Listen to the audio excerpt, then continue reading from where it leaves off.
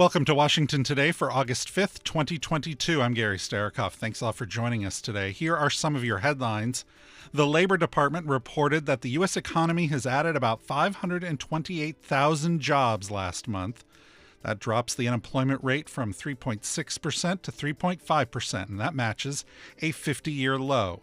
That's the best numbers since February and an increase of 130,000 more jobs over last month. USA Today also reported the labor market has now recovered all 22 million jobs lost in the pandemic. President Biden spoke about the July jobs report. We'll hear what he had to say coming up.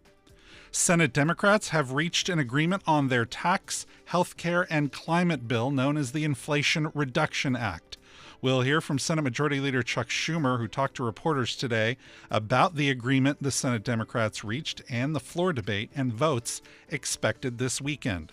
Republicans have unanimously chosen Milwaukee to host their 2024 National Convention, beating out Nashville, Tennessee. The decision follows months of wrangling by Wisconsin and Tennessee officials to land the convention, where the next Republican presidential candidate will officially be nominated. RNC officials made the announcement at their summer meeting in Chicago. Defense Secretary Lloyd Austin has turned down a request from D.C. Mayor Muriel Bowser to get the National Guard to help with migrants being bused into the city from Texas and Arizona. Mayor Bowser said last month that the city has limited ability to manage the influx of migrants. She also criticized Texas Governor Greg Abbott and Arizona Governor Doug Ducey, both Republicans, for not working with the Biden administration and calling the busing of the migrants, quote, cruel political gamesmanship.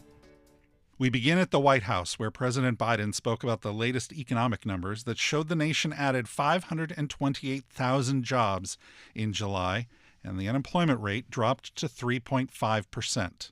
Here's President Biden speaking at the White House on the South Portico. Well, good afternoon. Today we received another outstanding jobs report. 528,000 jobs were added just last month to this country's employment. 528,000 jobs. We have now nearly doubled what we're almost at 10 million jobs.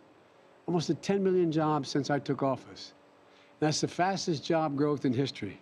Today, we also matched the lowest unemployment rate in America in the last 50 years, 3.5%. Yes, 3.5%. Today, there are more people working in America than before the pandemic began. In fact, there are more people working in America than any point in American history. You know, what we're also seeing is something that just a few years ago, many experts said was literally impossible: the revitalization of American manufacturing. Since I took office, we've created 642,000 American manufacturing jobs in America. We've seen the biggest and the fastest job recovery in American manufacturing history since the 50s. And some people may have given up on American manufacturing, but the American people didn't, and I know I never did. That's why I made it, make it in America, that phrase, make it in America, the cornerstone of my economic plan. And today's report proves make it in America isn't just a slogan, it's my administration. It's a reality. President Biden earlier today at the White House, and this morning, Labor Secretary Marty Walsh talked to CNN's Jim Sciutto about Democrats who have been critical of the president's handling of the economy. This is, and by any reasonable accounting, it's been a good month of legislative wins for Democrats. You have this bill, granted, if the parliamentarian comes through on it, that appears to have the votes. You have the CHIPS Act, which you mentioned. You had agreement on NATO and Finland, for instance, by bipartisan votes joining, and gun legislation that a lot of folks thought was not possible. Yet, at the same time, you have many members of the president's own party speaking openly, saying that President Biden shouldn't run for president in 2024. Rick Wilson, he tweeted this point earlier today. He said Democrats can't organize a two-car motorcade, but they sure can turn the guns on the leader of their party 90 days before an election. This is a basic lack of discipline. I wonder, did you see your party, some in your party, as undermining their own president? Well, certainly, I think some in my party need to take a step back and maybe shut their Twitters off, because the president, in the last 6 weeks, we've seen gas prices lower at the pump for the last 7 weeks, quite honestly, going down. That's the fastest reduction in a decade. We're seeing a major bill on infrastructure that people are going to see the investments in their communities coming up this summer and into the fall. We saw the CHIPS bill that was passed, a bipartisan bill, by the way, that the president was able to reach across the aisle in both of those bills to see more money for manufacturing. And then the Inflation Reduction Act that's going through Congress right now. I mean, I think that, you know, when it comes, it's easy to be a Monday morning quarterback or on the sidelines taking shots at the president, but he took over office with 10 million Americans out of work. He took over office with no plan on the pandemic, and quite honestly, he's done an amazing job, in my opinion, of working across the aisle and pulling America together, and he's going to continue to do that. So they can have their opinions all they want, and if President Biden makes the decision to run for re-election in 2024, a lot of those folks will line up behind him. Labor Secretary Marty Walsh earlier today on CNN. The number of Americans saying they had jobs rose by 179,000 over last month, while those saying they were unemployed dropped by 242,000. 61,000 Americans dropped out of the labor force in July. That's a 0.1% decrease from June. Louisiana Republican Senator Bill Cassidy talked about the job numbers today on Capitol Hill. He said he doesn't think they tell the whole economic story. Senator, all of you, I think, have said that we're in a recession. Today, the Labor Department said that in July we had 500,000 jobs, unemployment rate to 3.5%, as low as it's ever been. How is that consistent with the economy being in a recession right now? The definition of a recession is negative GDP growth in 2 successive orders. Now, yes, we've got strong job growth. Isn't that great? Housing market is beginning to decline sharply. You speak to realtors, they say these interest rates are having an incredible impact. Now, I think housing is like 25% of the construction of the labor market. And by the way, when we speak of jobs, we're not talking about government bureaucrats. Some of them have been zooming from home since the pandemic started, and we don't know when they're coming back. We're talking about working Americans who typically work in manufacturing, construction, or in mining. Now, this bill goes after manufacturing. We've already spoke about half of these taxes going on manufacturers, and CBO's saying that will decrease investment in new manufacturing facilities. But construction will also go down. Interest rates correlate. So, my gosh, isn't it great? I'm very pleased that we've got strong job growth, but we're in a recession. And it doesn't take much to look forward and to see that for those Americans who rely upon, those Americans who are most susceptible to the jobs war apparently the Democrats are trying to lose for us, are in construction, manufacturing, and mining, we could lose those. Senate Democrats have reached an agreement on their tax, health care, and climate bill known as the Inflation Reduction Act. The deal would remove a provision that closes the so-called carried interest loophole, among other changes. Senate Majority Leader Chuck Schumer talked to reporters about the deal today on Capitol Hill. Senator Schumer, can you offer specifics about what, besides the carried interest loophole, has been taken out or changed to reach this agreement with Senator Sinema? And then what do you say to progressives who are looking at, they lost the carried interest loophole provision, it's less money, that this is not what they thought it was going to be at the beginning of this Okay, let me say a couple of things here. Number one, Senator, I believe strongly in the carried interest loophole. I have voted for it. I've pushed for it. I pushed for it to be in this bill. Senator Sinema said she would not vote for the bill, not even move to proceed unless we took it out, so we had no choice. The only other real change here is there is in the $313 billion that we gained from closing corporate tax loopholes, the corporate so-called minimum tax. A piece was taken out, but $258 billion of that remains. So the vast majority remains.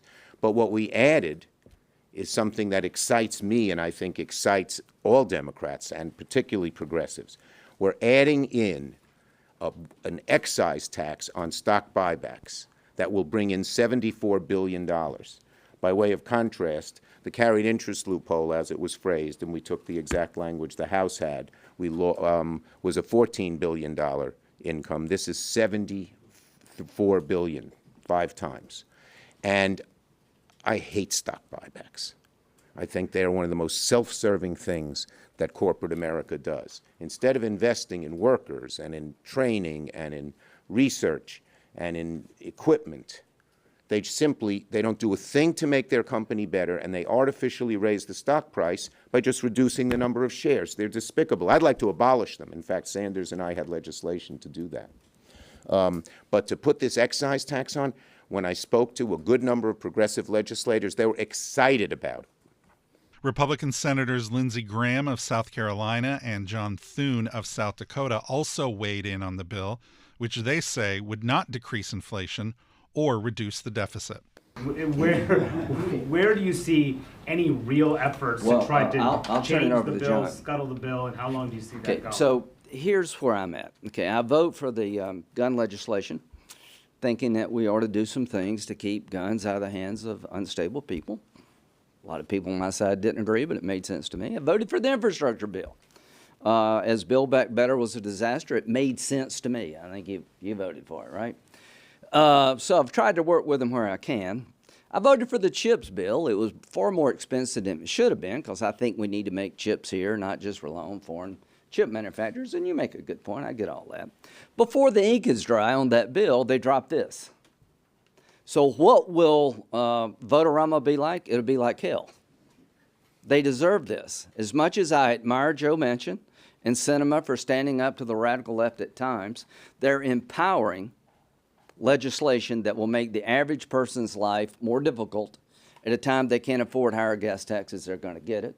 At a time we create jobs, it's going to be harder because the incentives to do so are gone. So I'm hoping that we can come up with proposals that will make sense to a few of them, and they will abandon this jihad they're on to tax and spend. But I just turn it over to John now, but to Joe Manchin, you have a game plan that counts on something you need to really think long and hard about. Yeah, I mean, I don't have a lot to add to that. I think that these votes are going to be hard votes for the Democrats, and I think the question for both Joe Manchin and Kyrsten Sinema is, if any of these amendments succeed at the end, will you or will you not vote for the wraparound amendment? Because they both said that they won't vote after they felt like in the American Rescue Plan they voted for a wraparound amendment and felt like they were misled by their leadership at the time that they would never vote for one of those again. So if we have some success with amendments through this process, and we will be targeting certain areas of the bill, the question is at the end, are those amendments going to be amendments that actually might change the bill, could make it better, might make it harder to pass in the House, who knows? But we've got a series of amendments, and they aren't going to be easy. But I think we kind of expected the Democrats to fall in because, as has been pointed out by my colleagues here, that it's an article of faith with Democrats that when they have power, they're going to raise taxes, they're going to spend money, and they're going to grow government. I mean, that's what they do, and they did that last year, and they're going to try and do it again right now. But we're obviously going to make those votes hard votes. It almost sounds as though that there's like a red line that you feel that they've crossed. Senator Graham, you've talked about them working with them on these other issues, but when it comes down to these two senators, it almost sounds like they crossed you personally. You used the word jihad. I mean, this is pretty strong. Well, all I'm saying is, listen, okay, the American Rescue Plan took you on a functioning ship and put you in a lifeboat. Okay, this Inflation Reduction Act throws you out of the lifeboat. I mean, to the point I'm trying to make to my colleagues, we work well together on things that make sense. You're the same people that told us the American Rescue Plan would save us all. It gave us a 40-year high in inflation and a recession. So to Manchin and Sinema, I admire you at times and I oppose you now. And I think what you're doing is that you're empowering the most radical people in this country to tax and spend at a time we can ill afford it. You're making it harder to get out of recession that we're in. You're going to increase gas prices, not lower them. And I think they need to be held accountable, and I intend to do that. Republican Senators Lindsey Graham of South Carolina and John Thune of North Dakota earlier today on Capitol Hill. Senator Schumer said he expects a vote to begin debate on the more than 700-page bill sometime Saturday afternoon. That will begin up to 20 hours of floor debate, followed by an open-ended series of amendment votes known as a vote-a-rama, and then a vote on final passage of the legislation. You're listening to Washington Today. When is it time to call a recession a recession? Sometimes it's not just about the hard data. For a president, it could be a rhetorical and messaging challenge as well. It is for President Joe Biden in 2022, and it was for President George W. Bush in 2008. As we meet tonight, our economy is undergoing a period of uncertainty. America's added jobs for a record 52 straight months, but jobs are now growing at a slower pace. Wages are up, but so are prices for food and gas. Exports are rising, but the housing market has declined. At kitchen tables across our country, there is a concern about our economic future. That was President Bush at the beginning of 2008, his State of the Union address. As the year went on, how did he describe the nation's declining economy? Period of uncertainty turned into slowdown, then downturn, then rough patch. Tough times, he even said danger. When did President Bush finally use the R word, recession? Find out in the C-SPAN podcast, The Weekly. C-SPAN's The Weekly. Find it and follow wherever you listen to podcasts.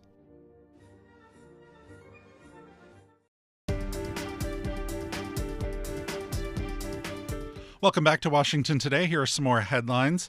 President Biden will travel to eastern Kentucky on Monday to visit families affected by the recent flooding and to look at recovery efforts. The president will be joined by First Lady Jill Biden and visit with Kentucky Governor Andy Beshear and First Lady Brittany Beshear. At least 37 people have died so far from the flooding. China's foreign ministry said that the country would halt its cooperation with the U.S. on military and climate matters in response to Speaker Nancy Pelosi's trip to Taiwan. The new measures were announced as the Chinese military sent warplanes, naval ships, and missiles perilously close to the small island nation. Beijing said it plans to cancel military phone calls between area commanders, defense meetings, and cooperation on anti-drug efforts with the U.S. They also said they will no longer take part in talks on maritime safety and climate change. The announcement comes following the personal action China took against Speaker Pelosi this week and her immediate family in response to what the Chinese Foreign Ministry called her, quote, egregious provocations. And the White House Situation Room is getting a facelift for the first time in 15 years. The multi-million-dollar project will start in about 2 weeks and take about a year to complete, according to a report in Politico. The construction will take place behind privacy panels and will replace old flooring, furniture, monitors, and tech from the last renovation, which happened in 2007. Former Vice President Dick Cheney is weighing in on his daughter's re-election campaign. Wyoming Republican Representative Liz Cheney faces a tough primary against Harriet Hageman for Wyoming's sole congressional seat. In his new ad, the former vice president wears a white cowboy hat and speaks directly to the camera. In our nation's 246-year history, there has never been an individual who is a greater threat to our republic than Donald Trump. He tried to steal the last election using lies and violence to keep himself in power after the voters had rejected him. He is a coward. A real man wouldn't lie to his supporters. He lost his election, and he lost big. I know it, he knows it, and deep down, I think most Republicans know it. Lynn and I are so proud of Liz for standing up for the truth, doing what's right, honoring her oath to the Constitution, when so many in our party are too scared to do so. Liz is fearless. She never backs down from a fight. There is nothing more important she will ever do than lead the effort to make sure Donald Trump is never again near the Oval Office. And she will succeed. I am Dick Cheney. I proudly voted for my daughter. I hope you will too. I'm Liz Cheney, and I approve this message. Of course, Liz Cheney was removed from her spot as the House of Representatives number 3 Republican after she voted to impeach former President Trump after the January 6th attack on the Capitol. She is the vice chairwoman of the House's January 6th committee. And last night on CNN, she talked about the Justice Department's ongoing investigation into the January 6th attack. I think that the Justice Department is going to follow the facts and the evidence. I think that they clearly seen significant activity in terms of, the individuals that they now have testifying in front of the grand jury in D.C. And I think they're taking their obligation seriously. I think we've certainly seen in our hearings when you have the former Attorney General, former White House counsel, former acting Attorney General, former Deputy Attorney General, when you have individuals who served Donald Trump, who were nominated by him and who served at the highest levels, who have testified in front of the committee and made clear, for example, as did Pat Cipollone, that President Trump didn't want people to leave the Capitol.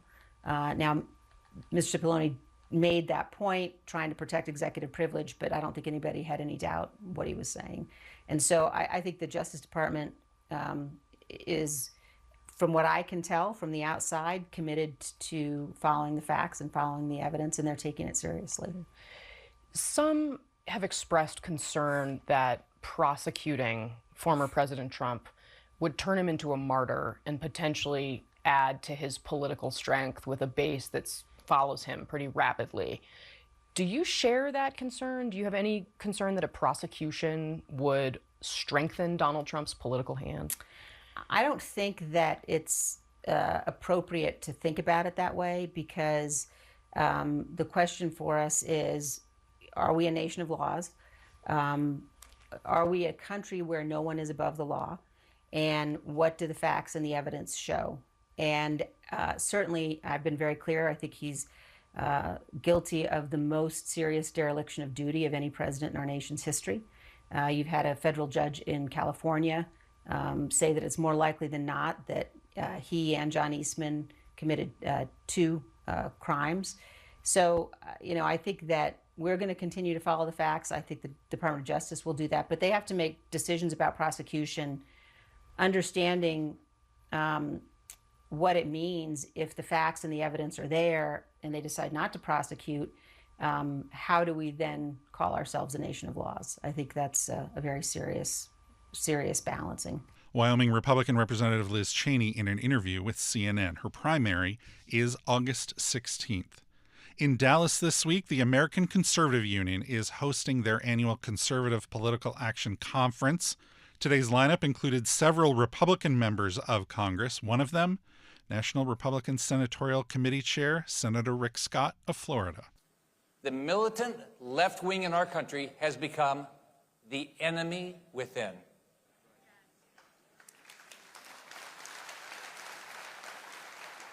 There you say, oh, that's pretty dramatic. You're calling them the enemy within. Yes, I am, and here's why. Let's do a quick situation report. The militant left has now seized control of our economy, our culture, and our country. When you turn on the news at night, do you even recognize the country you see? Are you worried for your family? Are you worried for your freedoms? The woke left now controls the Democrat Party, the entire federal government, the news media, academia, big tech, Hollywood, most corporate boardrooms, and now even some of our top military leaders. They are working hard to redefine our country, silence their opponents, and that means each of you. They're destroying about just everything they touch, and they've got their hands on everything. Here's the thing about what they're trying to destroy: American patriotism, border security, American history, gender, traditional morality, capitalism, fiscal responsibility, opportunity, rugged individualism, Judeo-Christian values, free speech, law enforcement, religious liberty, parental involvement in schools, and even private ownership of firearms. The woke left wants all of that gone. They want to end the American experiment. Florida Republican Senator Rick Scott earlier today at CPAC. Also appearing today was Representative Mayra Flores of Texas, House Freedom Caucus Chair Scott Perry of Pennsylvania, and Senator Ted Cruz of Texas. And I'm going to make a prediction right now, which is come November, South Texas is turning red.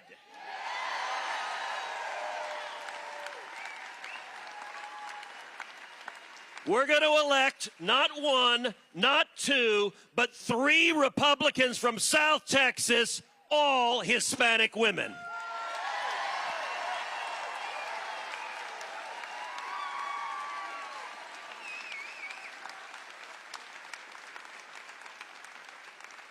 And I can't wait to see Adam Schiff. By the way, that's a sentence that's never before been uttered in the English language. I can't wait to see Adam Schiff. And Nancy Pelosi talking to 3 Hispanic women from the Rio Grande Valley explaining now illegal immigration is not a problem. Oh, really? And then number 3, I'm spending my time on winning hearts and minds all across this country. Look, Republicans, we spend too much time preaching to the choir. We spend too much time talking to the same 2.6 million people watching Fox News. And God love, the choir needs preaching. But we also need to be talking to young people and Hispanics and African Americans and suburban moms. We need to be talking about the blessings of liberty. Some of y'all know I do every week a podcast called Verdict with Ted Cruz. We launched it 2.5 years ago. It became the #1 ranked podcast in the world. We've had over 40 million downloads every week. We beat CNN's morning show. So I want to ask y'all to do something. Take out your cell phone. Take out your cell phone and text the word verdict to 24005. Let me give you that again. The number is 24005. Text the word verdict. You'll get a link back to subscribe to the podcast. And come share it with your friends. Share the blessings of liberty, because every one of us, all of us have a platform. All of us have the ability to speak to our friends, to our colleagues, to our families, to our neighbors, to be evangelists for liberty, to be happy warriors. And I got to tell you, I'm looking forward in January of next year. I'm going to be walking along the hallway in the U.S. Capitol, and I'm going to bump into a little man carrying a screwdriver, coming to change the sign on Nancy Pelosi's door.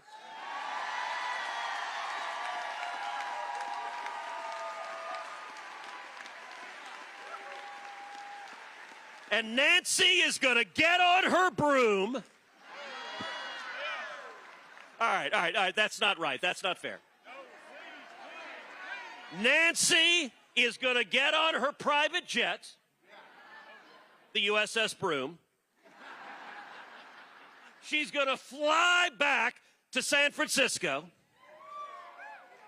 And actually, for her sake, I really hope her husband doesn't pick her up from the airport.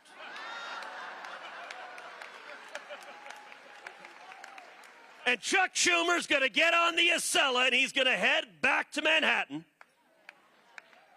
And then we're going to tell Joe Biden it's 2025. And he'll just wander back to Delaware.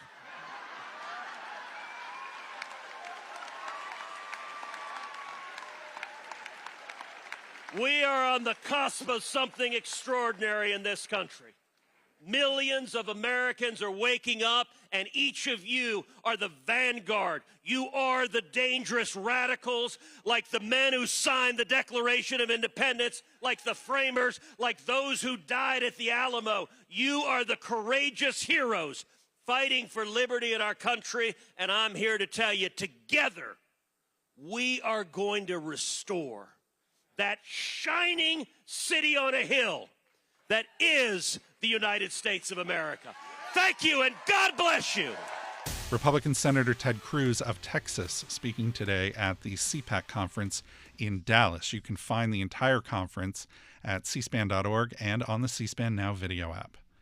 And a programming note, Washington Today will return on Tuesday, August 9th. And a reminder, all of our coverage is online anytime at cspan.org. And if you missed any of this program, you can find it wherever you listen to podcasts. And if you'd like more on the stories that are shaping Washington delivered right to your inbox, subscribe to C-SPAN's evening newsletter, word for word. Just go to cspan.org/connect to subscribe. I'm Gary Sterkoff. Thanks a lot for listening today to Washington Today.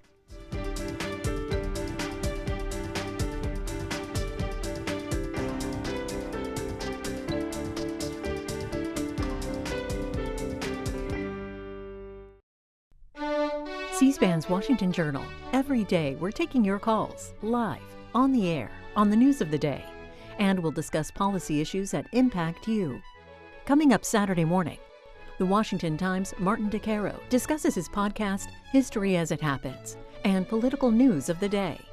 Then Michael Harriot and Christina Greer, who each have podcasts on the Grio Black Podcast Network, talk about their podcasts focusing on Black history, culture, and politics.